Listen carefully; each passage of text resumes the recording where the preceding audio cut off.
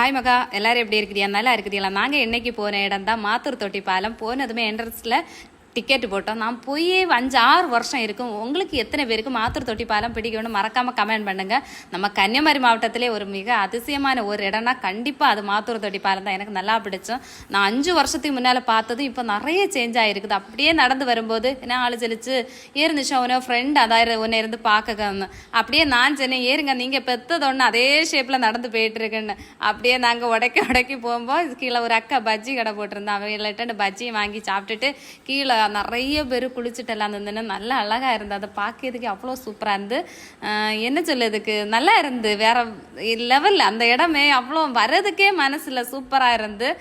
அதுக்கப்புறமா இங்கே குளிக்கிறதெல்லாம் கொஞ்சம் சேஃபாக குளிங்க, ஏன்னா நிறைய கல் இதெல்லாம் இருந்து கொஞ்சம் அந்த சின்ன பிள்ளைங்களெல்லாம் நிறைய பேர் இறக்கி விட்டு குளிக்க வச்சுன்னு அதெல்லாம் பார்த்து குளிங்க. அப்படியே மேலே வரும்போது நாங்கள் பிரித்தி சக்கையெல்லாம் உப்பு மிளகு எல்லாம் போட்டு வச்சுருந்து அதையும் வாங்கி சாப்பிட்டுட்டு வரும்போது நிறைய பிரித்தி சக்கையெல்லாம் போட்டிருந்து என் அப்பந்தான் கேட்டதில் சொல்லிச்சுன்னா இங்கே பிரித்தி சக்கை நிறையவே வரும்னு.